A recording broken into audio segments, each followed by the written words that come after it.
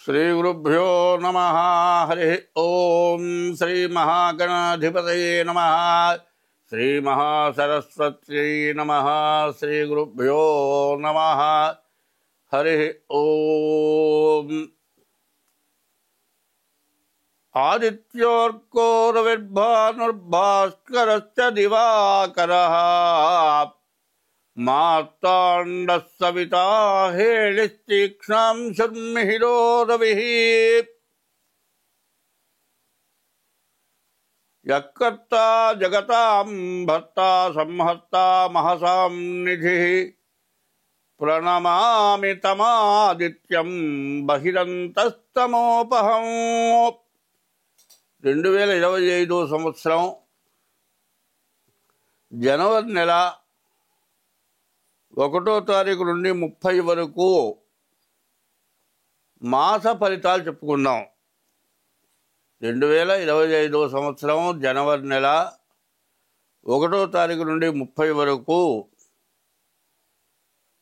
మాస ఫలితాలు. ముందుగా 1వ రాశి మేష రాశి ఫలితాలు చెప్పుకుందాం.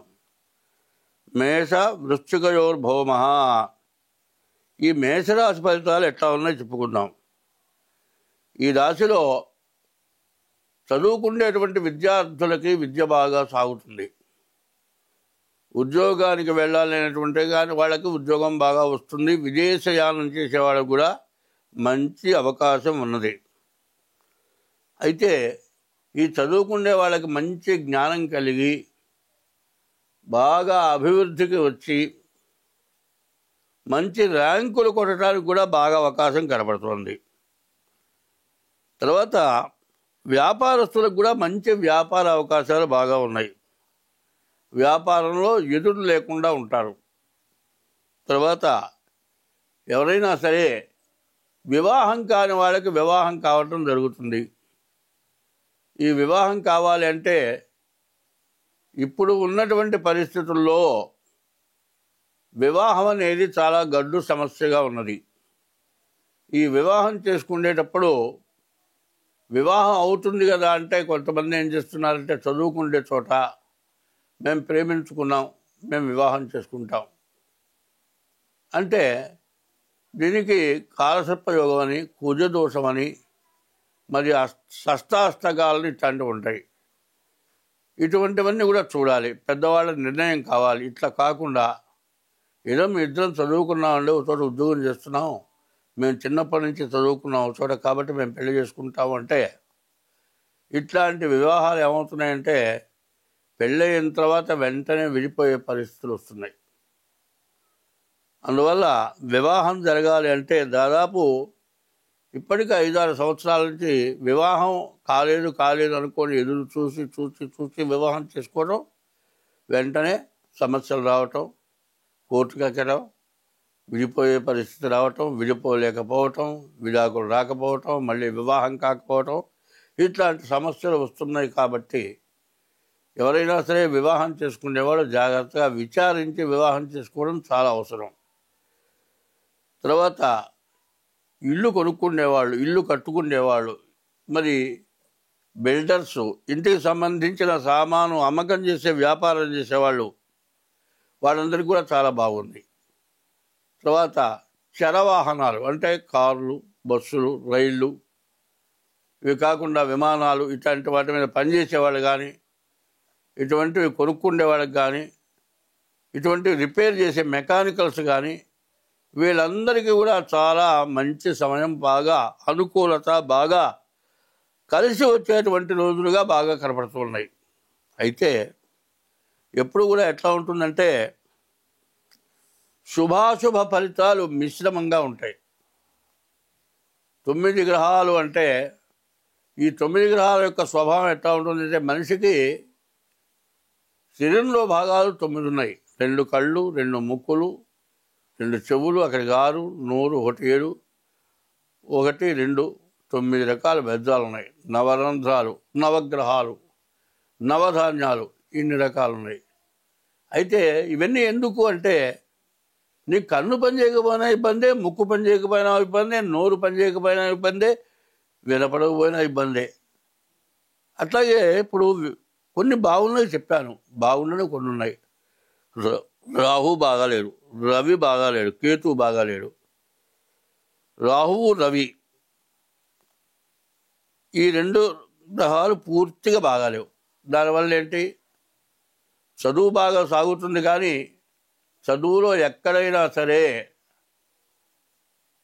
కొంతమంది పొరపాటు పనులు చేస్తారు, కాపీ చేయటం లేకపోతే ఏదైనా ఇట్లాంటి పనులు చేసేటట్లయితే అసలు డీబార్ ఇక వీడు చదవడానికి వెళ్ళకుండా రాసేసే పరిస్థితి వస్తుంది. ఈ రాహు బాగుండకపోయేటట్లయితే బాగా ఆలోచించి పరీక్ష రాయాలి. వాళ్ళు ప్రశ్న ఒకటే, అది రకరకాలుగా మార్చేస్తూ ఉంటారు. ఇట్లాంటి ఆలోచన తేడా వస్తుంది రాహు బాగుండకపోతే. ఈ రాహు రవి బాగుండకపోవటాన అనారోగ్యం రావటానికి, సమస్యలు రావడానికి కూడా బాగా ఎక్కువ అవకాశాలు ఉన్నాయి. ఇప్పుడు అన్నీ బాగున్నాయండి, తలకాయ నొప్పి వచ్చింది, తలకాయ నొప్పి వచ్చిందా అని చేయలేదంటే తలకాయ బాగానే ఉందిగా, మనకు అవతలాడికి ఏమవుతుంది, ఏమన్నా అర్థమవుతుందా? తలకాయ నొప్పి వచ్చింది ఎవరికేం అర్థం కాదు. నా తలకాయ నొప్పిగా ఉందా, నేను రాయలేను పరీక్ష అంటే బాగానే ఉన్నావు కదా మనిషి అంటారు. ఎట్లా ఉంటుందంటే చెప్పులోని రాయి చెవులోని జోరీగా, కంటిలోని నలుసు కాలి ముళ్ళు. కంట్లో నలుసుబడ్డా, చెవులో చిన్న దోమ దొరబడ్డా, మరి కాల్లో ముళ్ళు గుచ్చుకున్నా ఇక ఆ బాధ చెప్పడానికి వీల్లేదు. అట్లా చెప్పలేని సమస్యలు రావడానికి అవకాశం ఉంది. కాబట్టి ఈ రాశి వాళ్ళు ఏం చేయాలి, ముందు మీ జాతకం, మీ డేట్ ఆఫ్ బర్త్ ద్వారా ముందు మీ జాతకం చూపించుకోవటం. ఎందుకంటే మంచి జరుగుతుంది కదా అని అశ్రద్ధ, తొందరపాటుతనం ఎప్పుడు కూడా పనికిరాదు. దేనికి తొందరపాటుతనం పనికిరాదు. నాకు ఎదురు ఉందో లేదు అనుకుంటే మాత్రం ఏదో తగులుతుంది. కాబట్టి ఈ రెండు గ్రహాలు బాగాలేవు. కాబట్టి ఏం చేయాలి, ముందు మీ జాతకం చూపించుకోవాలి. ఇది గోచారం. గోచారం అంటే నక్షత్రాన్ని బట్టి వచ్చేది గోచారం. రాశి ఇది, రాశిని బట్టి వచ్చేది గోచారం. లగ్నం అంటే పుట్టిన జన్మ టైము, తారీఖు, నెల, సంవత్సరంలో ఏ టైము పుట్టావు ఆ టైము గుర్తేది లగ్నం ఉంటుంది. అది లగ్నం గ్రహచారం, రాశి గోచారం. గోచార రీత్యా 25 వంతులే జరుగుతుంది. జన్మలగ్న రీత్యా 75 వంతులు జరుగుతుంది. ఇది రెండు రకాలుగా చూస్తే కానీ మీ పరిస్థితులు చెప్పడానికి వీల్లేదు. ఏమండి నాకు డేట్ ఆఫ్ బర్త్ సరిగా లేదండి, ఏదో టైం లేదు, తారీఖు నెల సంవత్సరం ఉంది కానీ కరెక్ట్ టైం లేదు, ఎట్టా మా జాతకం చెప్పాలంటే హస్త సాముద్రిక, హస్తరేఖలను బట్టి కూడా మీ జాతకం చెప్పడం జరుగుతుంది. కాబట్టి ఈ మేషరాశి వాళ్ళకి 180 వంతులు బాగుంది, 20 వంతులు మాత్రం బాగాలేదు. ఈ 20 వంతులు బాగుండలేదు అంటే అప్పటిదాకా కనపడ్డ కళ్ళమ్మ నీళ్ళు వచ్చి కనపడక రాయలాగా ఇబ్బంది పడవచ్చు. ఇట్లా సమస్యలు ఏవోటి వస్తాయి.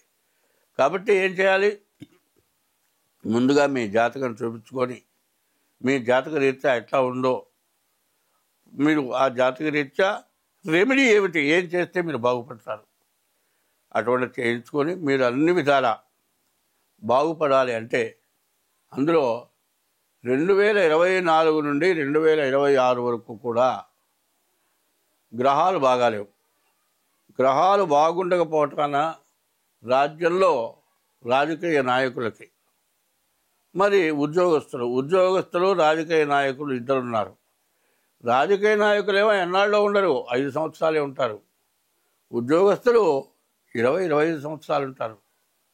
వాళ్ళతో పెట్టుకొని రాజకీయ నాయకులు దెబ్బతిన్న వాళ్ళు ఉన్నారు. ఇట్లా ఒకళ్ళకొకళ్ళకి సత్సంబంధాలు ప్రజలతోనూ రాజకీయ నాయకులకు అవసరం, మరి ఉద్యోగస్తులతోనూ రాజకీయ నాయకులకు అవసరం. అట్లాగే ప్రజలకు కూడా మరి ఉద్యోగస్తులతో రాజకీయ నాయకులతో సత్సంబంధాలు ముగ్గురికి ఉండాలి. బండికి 2 చక్రాలు, వాళ్ళు సక్రమంగా ఉంటే ప్రజలు సక్రమంగా ఉంటారు. రాజకీయ నాయకులు మరి ఉద్యోగస్తులు సక్రమంగా ఉంటే ప్రజలు సక్రమంగా ఉంటారు. వాళ్ళకి కలహాలు ఎక్కువైనాయి. అందువల్ల ప్రజలు నష్టపడి చాలా రకాలుగా బాధలు పడుతూ ఉన్నారు. అందువల్ల ముందుగా జాతకం చూపించుకొని మీకు ఎట్లా అయితే బాగుంటుంది అనేది కింద మా ఫోన్ నెంబర్ ఉంటుంది. మా ఫోన్ నెంబర్ ద్వారా సంప్రదించి మీ జాతకాలు చెప్పడం జరుగుతుంది. ఎప్పుడు కూడా ఎట్లా ఉండాలంటే, ఇల్లు కట్టామంటే పునాది కావాలి. పునాది లేకుండా కట్టిన ఇల్లు ఉండదు. అట్లాగే మన ప్రవర్తన ఎట్లా ఉండాలి అంటే, జ్యోతిష్యం అనేది ఒకటి ఉంది. ఆ జ్యోతిష్యం ఎట్లా ఉంటుందంటే, అమావాస్య చీకట్లో అగ్గిపుల్ల గీస్తే కనపడుతుంది. జ్యోతిష్యం అట్లా చూసి చెప్పగలిగింది జ్యోతిష్యం. అదే సాముద్రికం ఉంది. సముద్రం అవతల ఒడ్డు మనకు కనపడేది కాదు. సాముద్రికం కూడా అట్లాంటిదే. సాముద్రికం కూడా అన్ని విధాలా తెలిసి చెప్పగలిగిన వాళ్ళ దగ్గర చెప్పించుకొని జాగ్రత్తగా ప్రవర్తిస్తే మీ సమస్యలు ఏమీ లేకుండా మీరు అన్ని విధాలా బాగుండగలుగుతారు. అన్ని విధాలా మంచి జరుగుతుంది. స్వస్తి.